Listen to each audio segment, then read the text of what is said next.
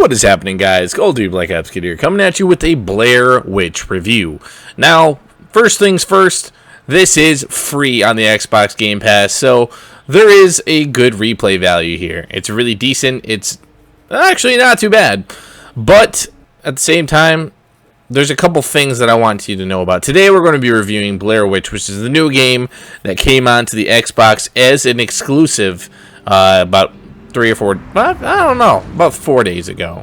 And I've really played it. I've beat the game twice now, and I've had a lot to say about the game. I think I've pretty much experienced everything it has to offer. I've done a couple of different endings, and now I think it's time for my total review and kind of just me going about it. The graphics and the cutscenes are actually pretty damn good.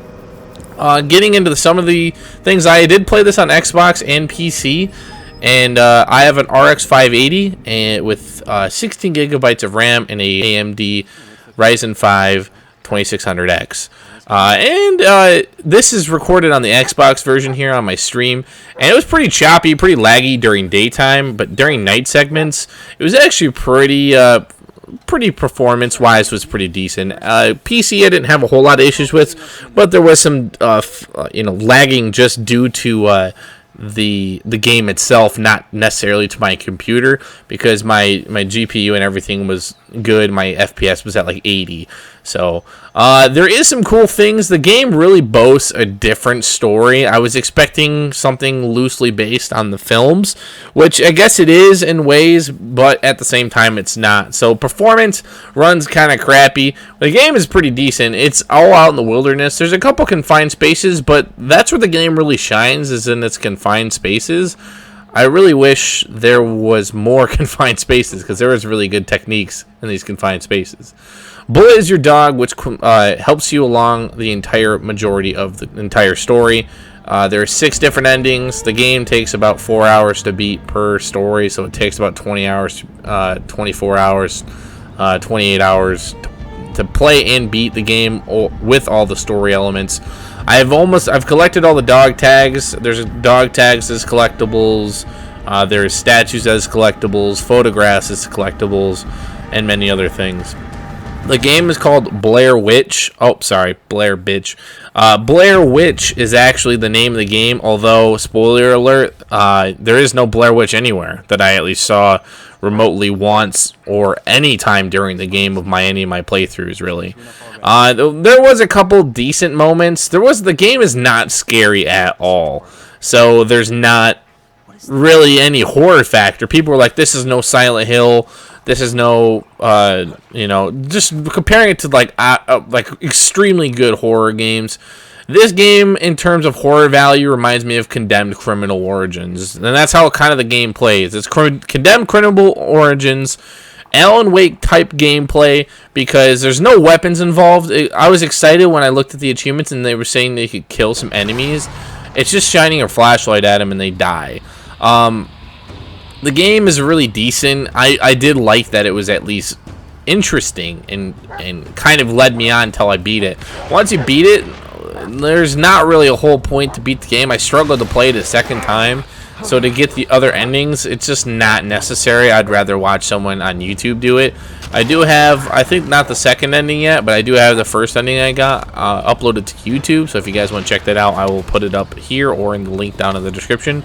But the highlight here is Bullet. I think that's cool. The horror game revolves around a dog, and he actually is very helpful. He helps you find hints.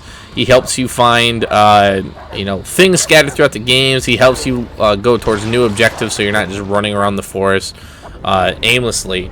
And honestly, the game isn't super crazy when it comes down to the story, because really all you're doing is searching for a kid. And then you kind of go off the beaten path and just go out for this serial killer that stole the kid. And then you just, in my first experience, I didn't find the kid at all. So the second playthrough, I found the kid and redeemed things with my wife, because that's a lot of the things that are around the game, is that your wife is in peril and you need to calm her down.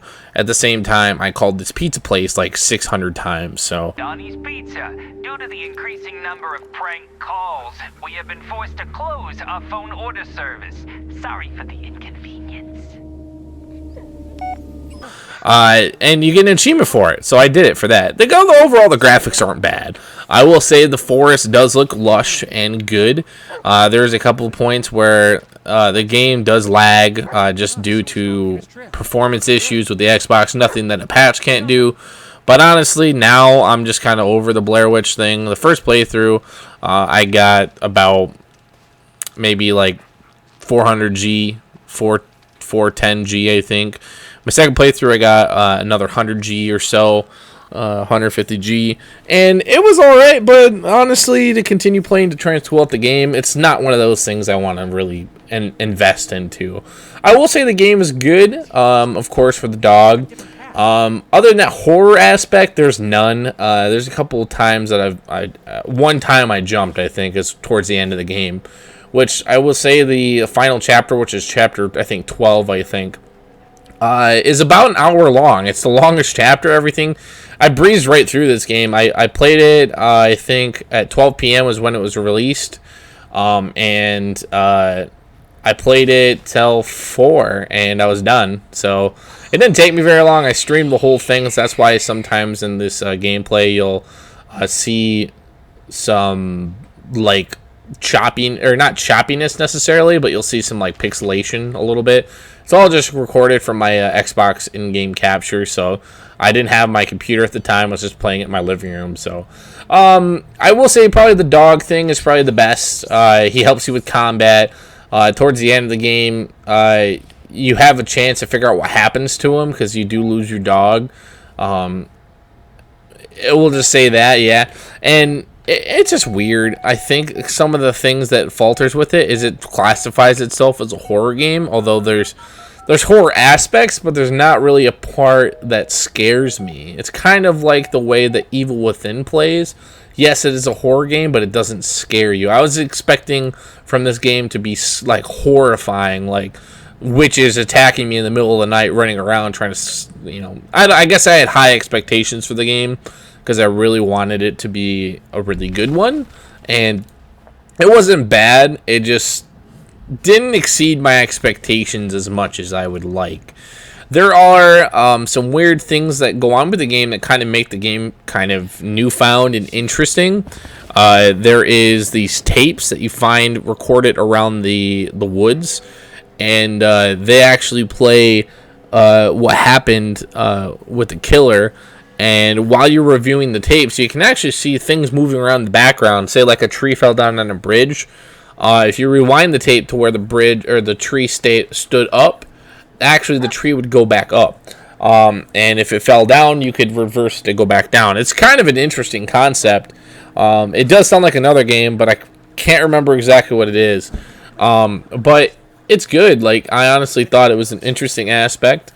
And it didn't really make sense at first. It told you that it altered something, but I didn't read it fast enough, so I probably spent a good like 30 minutes running around this forest, and the map like looped itself around, so I thought that I was just taking a wrong path, but no, I just didn't solve the puzzle, so I kept repeating the same thing over and over again.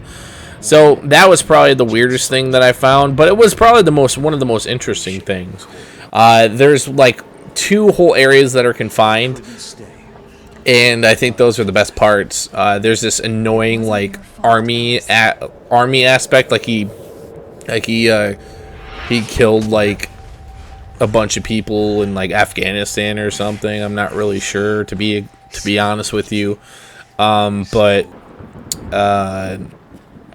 Yeah, so he has like these flashbacks, and he doesn't. It's the most annoying thing ever. And there's this one part where these leaf things attack you, although it doesn't really matter because it's stupid, and you get killed by these mounds of leaves. There's probably ways that people speedrun that segment, because you have to go through this whole like 2-part steamrolling section, and it's annoying as hell. I'm sure there's people that speedrun this game and done it under like an hour or something. It's very linear. There's not really much to do, honestly. But it's a decent one. I wouldn't call this a groundbreaking achievement. I wouldn't call this even good to be an Xbox exclusive, because Xbox is, I don't know, they have bad luck with exclusives and just can't do it. But yeah, it's not too terrible when it comes down to gameplay mechanics. It's not bad. It's not really that bad. But the game's being choppy. The dog being in the game helps the score quite a bit. I would give this game probably a 6 out of 10. Probably a 5.5 out of 10, to be honest with you. It's not amazing, but it's not great at the same time. There's some things that could be done. I would like to seen it be more scary or more survival based, because you're out in the woods. You don't do anything besides run around the woods for days. If they made the game more survival aspect, and it would have been like 1 or 2 different endings instead of 6. I don't know the time frame they had to do on this game either, because I don't know that. But the game's decent. It had so much potential, and it got wasted, I think, to be honest with you. And I'm yeah. Anyways, have you guys played Blair Witch? What did you guys think of it if you did? I think it deserved the 5.5 out of 10, to be honest with you. I was hoping for so much more. The game had extreme amounts of potential, and there was nothing. So thank you guys so much for watching. I really hope you appreciate these types of reviews. This one took a little bit longer than I expected. I really wanted to get to it sooner, but I wanted to beat the game again and give it my perspective on the other endings. Maybe the game was better doing a different ending. It wasn't really. It was interesting to get a new ending, but that was about it. Thank you guys so much for watching. I really hope you appreciate this review. Subscribe for more of the great content, as I have some more great videos planned. We have some Gears of War 5 review coming in the next couple days, so stay tuned, and I'll see you guys in the next one. Peace out.